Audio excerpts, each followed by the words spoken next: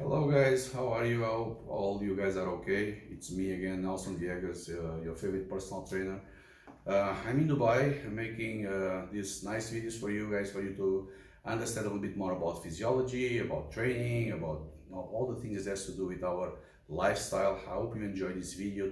Today I brought you a theme that most people that ask me a lot for fat loss, even for performance and for longevity, which is called intermittent fasting. What really is intermittent fasting? Is there any benefit?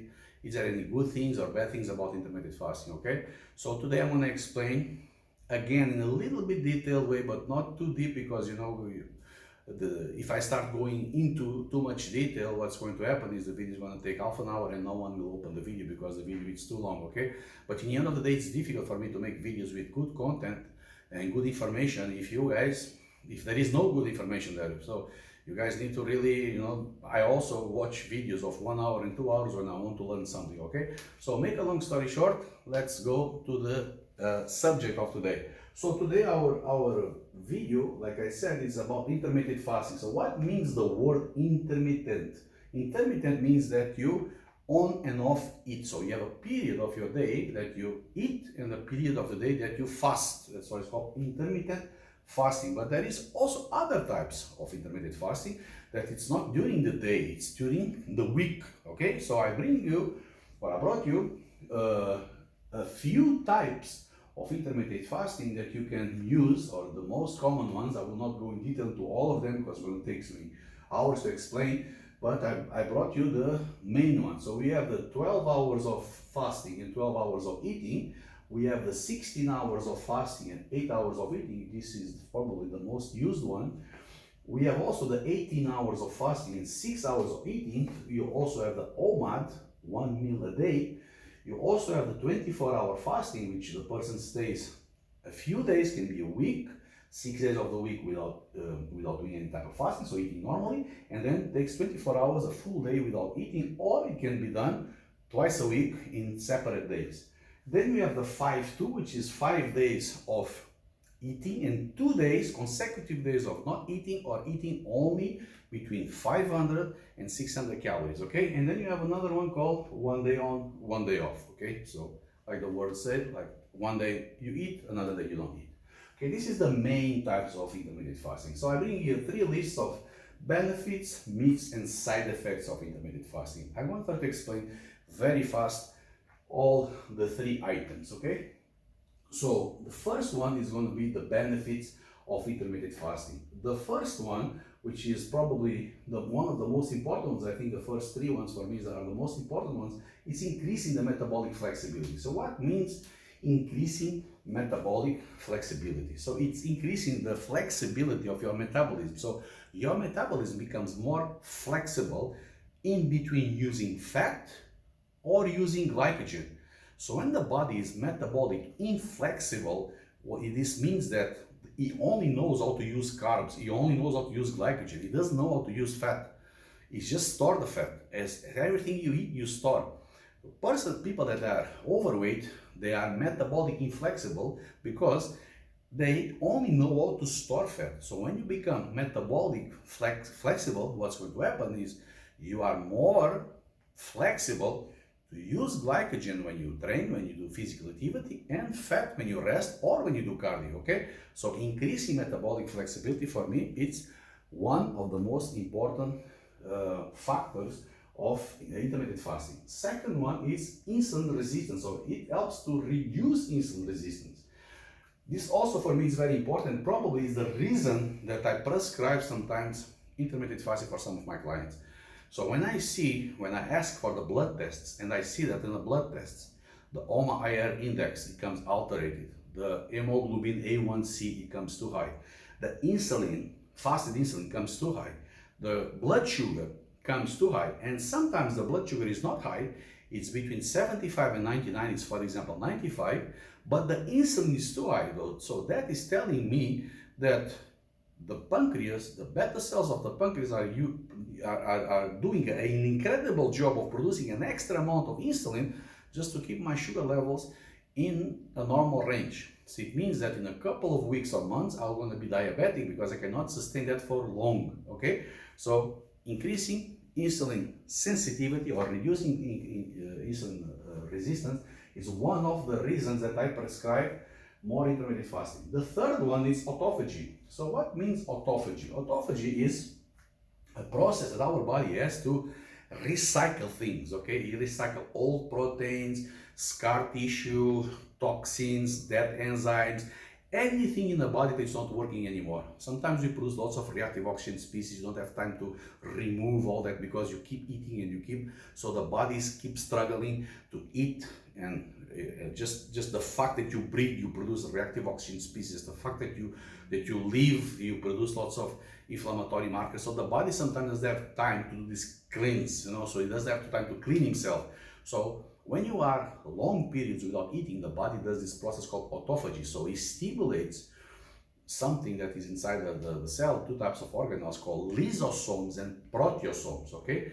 When the insulin is low, the body stimulates these proteasomes and lysosomes to use old proteins, to use damaged proteins that can create any type of malformation on a cell. It can even lead to cancer. That's why some studies or some people, they argue that intermittent fasting has anti-cancer properties, okay? I think it's extrapolating a little bit the physiology, but it's okay. But what is important is autophagy is very important, sometimes to clean the body, sometimes to help the body to really activate these proteasomes and lysosomes. So that's why when you are bodybuilders and you want to build some muscle mass, and you have this process in our body called catabolism and anabolism, and you always want to be more anabolic than catabolic, you want to have more of the anabolism and less of our catabolism. So how can you reduce our catabolism, our muscle degradation, our muscle destruction? It's by increasing insulin. So when you eat carbohydrates, we spike insulin, we have more activation of insulin. Insulin blocks the proteasomes and the lysosomes, okay? So they cannot destroy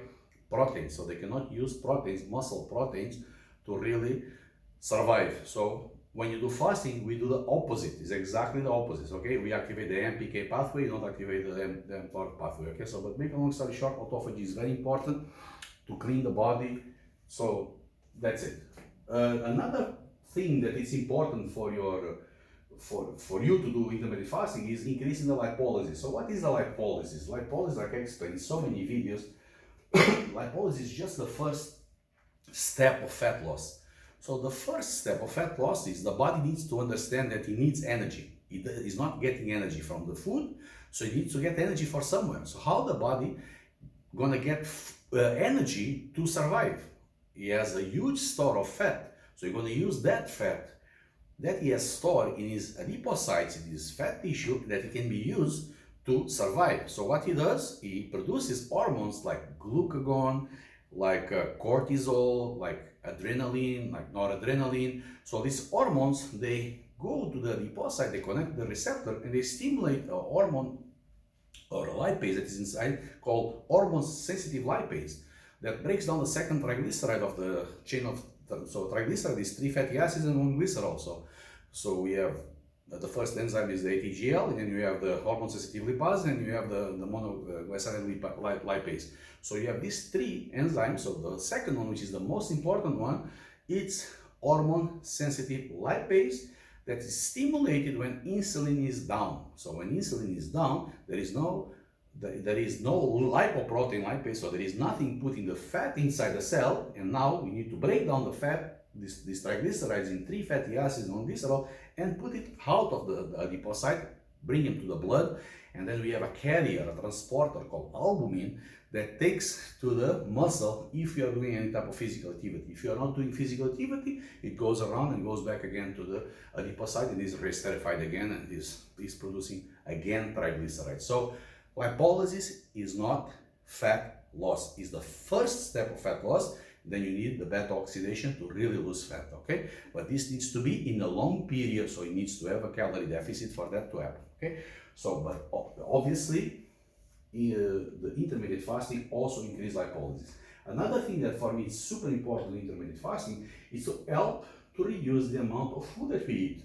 Obviously, if you eat, imagine that you sleep every night 8 hours and you have 16 hours that you eat. So you eat 4, 5, 6 meals per day between meals and snacks, what's going to happen? Obviously, you have an amount of food that you can divide. You have time to eat the food, digest the food. After 3 hours, you are hungry again, and then you eat food, and you digest food, and you are able to eat again. Now imagine you shrink that window of 16 hours of eating. Now you shrink to 6 hours, and now you do 18 hours without eating, and you only have 6 hours. Even if you try to eat the same amount of food that you were used to eat, you cannot, because it's too big, the meal. So the meal is so big that you're gonna have one meal, and after 4 or 5 hours, you are still full. So imagine if that meal has protein, imagine that meal has fiber, imagine that meal has fruits and vegetables. So the volume of the meal is so big that you're gonna stay 6 hours with your stomach completely full. It's gonna be difficult for your body to empty your stomach. So it's impossible to eat the same amount of food. So what intermittent fasting does, it helps us to reduce the amount of food. So it's a good strategy for people that they cannot control the hunger. So you tell them, okay, I give you this window, so you're gonna eat between this window and this window. If the person respects you, which sometimes the clients they don't, but if they respect you and they say, okay, I'm gonna eat only after this time. So on the first 5 to 6 days, first week, the person will feel. So the ghrelin still spikes a lot in an old schedule, okay? So for example, imagine you are used to eat breakfast and now you don't eat breakfast anymore. So every day at 8 o'clock, in the time that you used to eat breakfast, now at 8 o'clock, your ghrelin spikes. But after 5 days, 6 days, 7 days, your ghrelin starts to stabilize and the body thinks, no, I'm not gonna have this meal now, so I don't need to spike my ghrelin. So the body starts to regulate the ghrelin and the leptin. Okay, so one gives you anger, another one gives satiety. So the body starts to reduce ghrelin and it starts producing more leptin. So you start feeling satiated even if you don't eat. Okay, but this takes time to happen. Okay, so make a long story short, intermittent fasting helps us to reduce the amount of food that we eat. Another thing that also intermittent fasting does increase the mitochondrial biogenesis. Obviously, because now we don't have energy, or we have less energy when you are fasting, so we need to be more effective, we need to be more efficient in the way that you use energy. So how can you be more efficient? By producing more mitochondria. If I have more mitochondria, I can produce from just a small quantity of energy, I can produce more ATP, I can produce more energy. So from fat, I can produce more energy. You understand? I can be more effective or more efficient in a way that I produce energy. So I increase my mitochondrial biogenesis, okay? So this is the benefits. What is the myths of intermittent fasting? First one, obviously, is the weight loss. People think that intermittent fasting is a strategy for weight loss. No, it's not. I saw lots of people doing intermittent fasting and they don't lose weight, they gain weight. Why? Because you give them a protocol, for example, of 16-8, that the person is 16 hours without eating and 8 hours eating. So what happened? What happened is the person, when it's time to eat, in those 8 hours, the person extrapolates the calories. So obviously, if you stay 16 hours without eating, and now it's time to eat, and you want to eat pizza, eat hamburgers, eat high-caloric diet, what's going to happen? You're going to still put weight on. You're not going to lose any weight, even if you increase the lipolysis. But that, like I said, lipolysis is not fat loss. So don't extrapolate the things that you listen, okay? So it will not reduce weight, your body weight, it will not reduce your fat if you are not in caloric deficit, okay? So it's not a diet, it's a lifestyle, it's a strategy that you can use for all these benefits here, but it's a myth that you want to lose weight with intermittent fasting without a caloric deficit. Another myth is that increases performance. Oh, when I'm fast, I feel more focused, I feel more this, I feel more that. Well, yes and no, okay? There are people, they feel better when they fast, especially when they need to focus in something. Not again, like I want to say it again, not in the first 5-6 days, those 4, 5, 6 days of that when the person starts doing intermittent fasting, the person feels really bad, feels like I said, the ghrelin will still spike at the same times that you used to spike them. So imagine you eat at 8, at 10 in the morning, and at 12, and now you start only eating at 2 p.m. So your ghrelin will spike at 8, it will spike at 10, it will spike at 12 because you used to eat at this time. For 20 years of your life, your ghrelin was high at that time, so now it's going to be high, at least for the first week. This will going to happen, okay? It depends on the person. Sometimes it takes 2 weeks, some people take 4 or 5 days, but it takes time, especially in the beginning. So Now imagine you want to compare the same person doing the same training when the person is fed and the person is fasting. Obviously, when the person is fed, she's going to feel much more energized. I trained fasted for a long time in my life. Why? Because I was training early. So if I was training early, it does make sense for me to make a meal, because for me to convert that meal into glycogen and that glycogen reach to my muscle and it's available to be used in the training, it takes 4 to 6 hours. So if I train, for example, at 8 o'clock in the morning and I have to wake up at 4 o'clock to eat, it doesn't make sense. So I will not sleep to eat. It doesn't make sense. So obviously I will do a fast. I have clients, for example, they train at 6 a.m. in the morning, and I tell them, don't eat nothing before you come to the gym. Just drink a coffee or a green tea, to spike your catecholamines, and don't eat anything. Just have a good meal at night. Try to do a CBL, a carb backloading. Have nice carbs at night, an amount of carbs that it's enough for your body to store glycogen in the muscle, and in the morning you are full of power. So this is the strategy. So it depends. So it depends on the time that the person trains. If the person trains too early in the day, it does make sense to have a meal before. So better to train fasted. But the person not really fasted, because now it's when that glycogen really reaches the muscle and it's available to train. So when the person is trained much better, because there is not too much insulin. Sometimes what happens is when you eat, I see so many bodybuilders, they do these things of, I eat before my workout because I'm going to increase my insulin. Yeah, but you're going to increase your insulin, but also you're going to increase your sleep. So you're going to feel more sleepy during the training. So your performance is going to drop. And then those carbohydrates are not really available yet in the muscle in a form of glycogen to be used. So they are still being digested. They are still being in a process of, so from your stomach to your intestines, they are now starting getting absorbed in your intestines. They go to the blood, and the blood need to be shuttled into the cell, and you need to be converted into pyruvate, and then go to the Krebs cycle and whatever. So all this process is still happening in the body, so not really available. But you spike your insulin. So when you spike your insulin, you have the peak of sugar and you have the peak of insulin goes after. But when the insulin tries to shuttle all those carbohydrates into the cell, then you have the valley. Okay, so you have the peak, the sugar peak, and then you have the valley. So you call the insulin peak and the insulin valley. So it makes a valley of sugar. So your sugar goes up, and then insulin takes action, push that sugar inside the cell, and now the sugar goes down, and the insulin stay high still a few minutes. So even if all the sugar is already inside the cell, the body don't stop straight away, or the body don't eliminate the insulin straight away. Okay, it still takes a few minutes, sometimes 1 hour, for the body to stop dropping the insulin. And when that insulin is still in the blood, he's still dropping the sugar down, he's still putting the sugar down. So you feel hypoglycemic, you feel weaker. Okay, so no, it will not increase performance. Okay, third thing is the solution for all the problems. So this is the latest thing that I listen. Everybody comes to me and says, oh no, if I do fasting, I'm going to live longer, I'm going to be anti-cancer, anti-this, anti-that. So it's like the solution for everything. When I see any type of supplement, any type of trainer, any type of doctor, any type of people that comes with these magic pills or this magic, I don't know what to say, this is a magic procedure or magic whatever, I always step back, I always say, this guy is a bullshitter, because honestly, what these people are saying, you say like, we are all stupid and we are not studying this for 30 years. I'm not reading any books. I'm not speaking with any professors in university, I'm just me inventing these things from my head. No, it's not. I'm really studying a lot. In the last 30 years, I study 5 hours per day.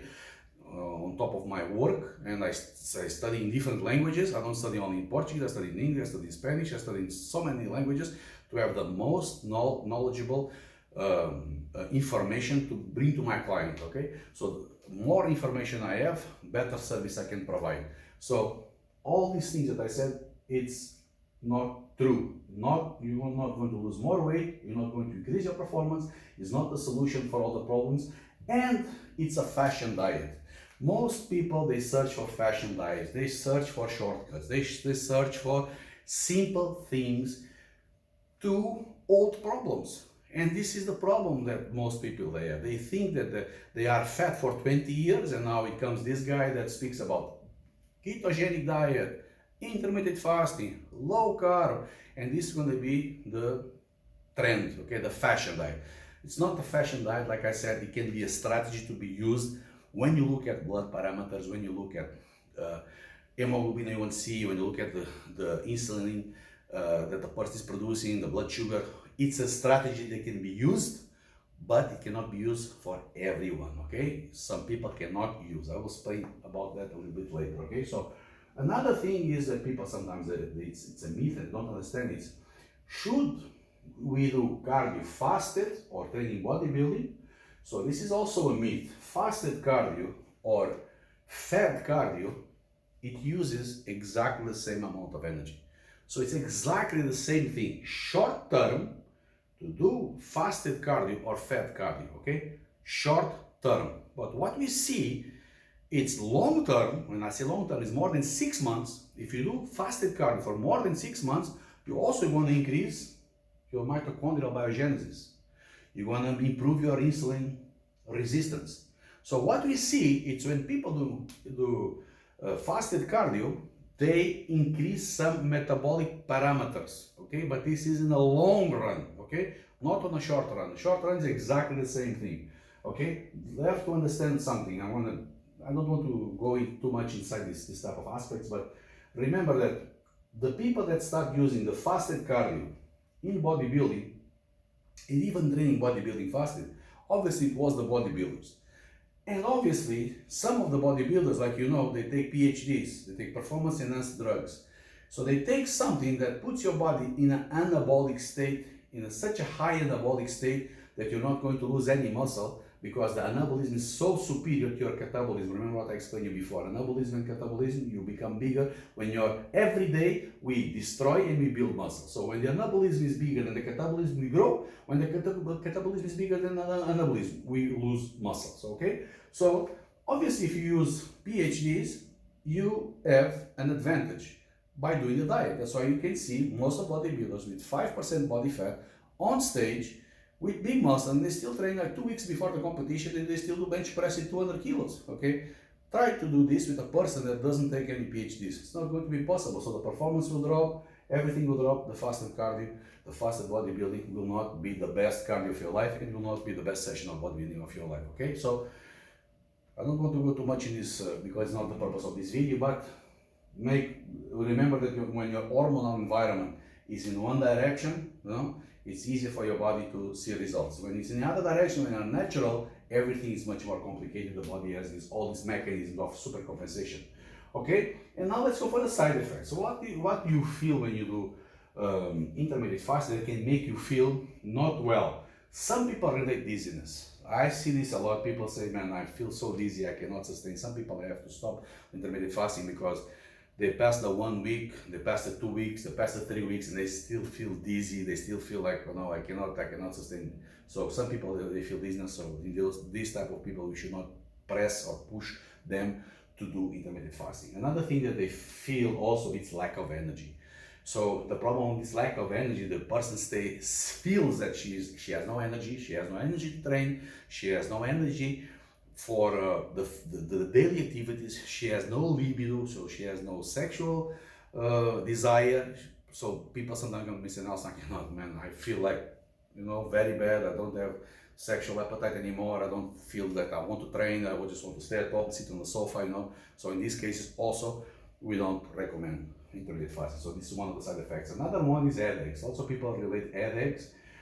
They also relate bloating. So why the bloating? Because you say, imagine you want to do a protocol of 18-6. What's going to happen is you're going to stay 18 hours of eating. So now you have 6 hours to eat. So the tendency is you're going to have a big meal when you eat. So if you eat a big meal, what's going to happen? Your tummy will increase a lot because it's too much stress on your stomach. You start fermenting all that food because you don't have enough digestive enzymes to digest all that amount of food. So the body starts fermenting most of that food. Is not digested by the stomach and by the intestines. When it gets to the large intestine, it's fermented by our bacteria, and then you feel bloated. So most people, they do intermittent fasting, they feel very bad because they feel bloated all the time.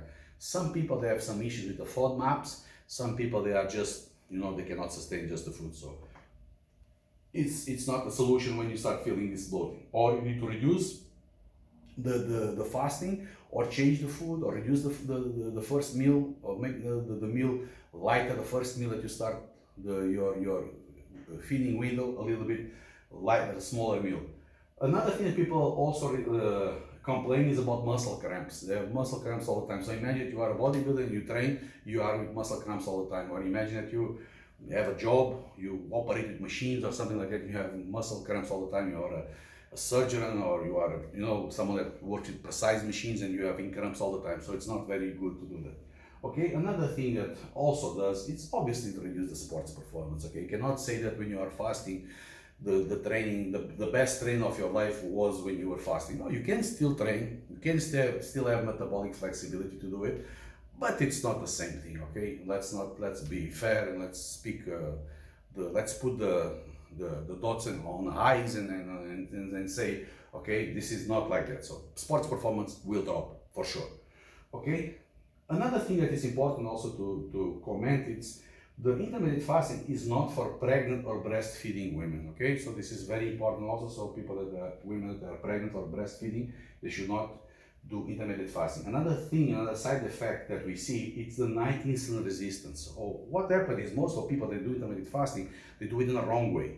So they skip the breakfast. So they try to push all the meals to the end of the day. So when they push the meals to the end of the day, what's going to happen is you start having more carbohydrates, more insulin at night. So the body at night needs to process all that food, but is now on a state that is not doing any physical activity. So if it's not doing any physical activity, the tendency is to store that energy. So there is a physiological process in our body called night insulin resistance. That's why there is this theory, which I agree in part, that we should not concentrate our carbohydrates at night. Why? Because you're going to sleep. It doesn't make sense to eat a huge amount of carbohydrates at night when you're going to sleep, except if you train at 6 o'clock in the morning, like I explained in the example that I gave a few minutes ago.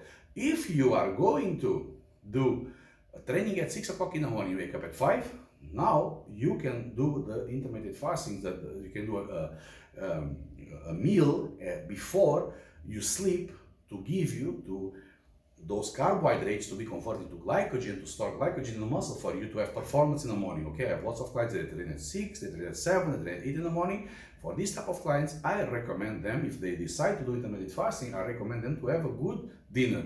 So when you have a good dinner, you have time to digest those carbohydrates, digest them into glucose. That glucose goes inside the cell, it's converted to glycogen, you store glycogen, then you are, when you wake up in the morning, remember that we always say that, but sleep depletes glycogen. No, sleep depletes glycogen, liver glycogen, does deplete the muscle glycogen, okay? So make sure you understand this. The liver glycogen is what makes you alive, and also your fat. So when you sleep, what makes you not die in those 8 hours that you are sleeping is the glycogen that you have in your liver. That one gets depleted, a little bit from your blood also, but the blood also needs to be stable. We have only 5 grams of sugar, of glucose in our blood, and you have around between 70 and 100 grams of glucose in our liver. So that is the glucose, or the glycogen that is stored. So glycogen is molecules of glucose and water together. So the body puts all this together and store. Okay, the same way that it does with fat. So it puts the fatty acids together. So 3 fatty acids, 1 glycerol, and it produces triglycerides. So it's the same. So the body stores triglycerides, the body stores glycogen. When it needs glycogen, it's going to go to the liver and it picks up that glycogen. When it needs triglycerides, it goes to the fat tissue and it picks up those triglycerides. Okay, so but make a long story short, it's very important for you guys to understand that sometimes you need to eat a meal before you sleep, because you're going to train super early in the morning. You don't have time to have a meal, digest that meal, convert all those carbohydrates into glycogen, and to use them in the training. So does it make sense? So that's why I'm telling you, in some cases, I tell my clients to eat at night. But normal people, what they do intermittent fasting, they skip the breakfast, and then they start concentrating the calories at night, and then they start extrapolating those calories, and they increase a lot the night insulin resistance. Okay, and then they really gain fat, and they start having lots of insulin problems and diabetic problems. Okay, so what is the conclusion of all of this? The conclusion is, for fat loss, intermittent fasting can be used with a calorie deficit. Again, I want to say it again. For weight loss, it can be used with a calorie deficit diet rich in healthy foods with a good eat and NEAT. What is the eat and NEAT? It's exercise activity thermogenesis and the non-exercise activity thermogenesis. Remember what I told you before, that all this works, all this intermittent fasting protocols works if you have a calorie deficit diet, but those calories, they should come from rich, healthy foods, okay? Fruits, vegetables, chicken, meat, fish, you know, give your body the nutrients that it needs, okay? Not just calories. The nutrition is not calories. Nutrition is everything, you know? Don't push the clients from food. Bring the client close to the food. Bring the client close to salmon, close to sardines, close to vegetables, close to fruits. Bring them close. Don't push them. Oh, gluten, milk, ghee, whatever, margarine, whatever. No, don't push people away from the food. Okay, bring the people close to the food and make them understand that they have to have at least 80% of their time eating super healthy, and give them 20% of the time that they can eat the ice cream, they can eat the pizza, they can drink the glass of wine, they can do whatever they want, but make sure it's only 20%, okay? Usually we speak about the 80-20, okay? So make sure you have a calorie deficit diet that is rich in healthy foods, and make sure you train, so you do eat, and make sure your activity during the day is also high. Because what happens is when you do intermittent fasting, you feel less energy, you have the natural tendency to sleep more. You have the natural tendency to rest more. So then what's going to happen? You are training, you are doing fasting, you are doing calorie deficit diet, but now you are also sleeping more, you are also resting more. So you reduce your physical activity. Imagine this situation. You are doing 10,000 steps per day, and now you feel so tired because of the fasting, and now you cannot do more than 6,000. So you reduce 4,000 steps. And then you start reducing for 5,000 steps. Then you reduce for 4,000 steps. Now you drop from 10,000 to 4,000. So you reduce a lot your NEAT, your non-exercise activity thermogenesis. So what's going to happen? You're not going to lose weight, because that calorie deficit that you calculate now, it's overestimated. So now you need to drop again your calories because you're not using any physical activity. You understand? So you came from a high activity during the day to a sedentarism, to a you don't have any type of activity. You know, speak about the training itself. I speak about the normal daily things. You start parking the car close to the lift, close to the building, close to the supermarket. You don't want to walk. You go to the beach, you just want to sit in the chair. You don't want to walk on the beach. You don't want to walk. You don't want to do any activity that makes you lose more energy. That's the natural tendency. That's why people sometimes they say, I reach a plateau. I was doing fasting, I lost weight in the first 3 or 4 weeks, then I stop, I reach a plateau. No, you didn't reach a plateau. You are just using less and less and less energy. You understand? Because now you are resting more. Okay?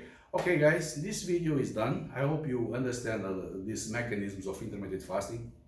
I try to make as short as I can, but it's always like this because there is lots of terms, lots of mechanisms, lots of things to explain. So if you like it, please subscribe, comment, go to my channel, subscribe my channel, go to my Instagram, follow. Every day I post content, I post videos of myself, videos of my clients, I post lots of information, I post lots of books, things that people that you can follow, you know, that you guys can see that I'm not speaking with myself. I'm not a person that I just think I'm the best just because I'm the best. No, for me to be the best or to feel that I'm the best, I need to be with the best, study with the best, speak with the best, and this is what I do every day.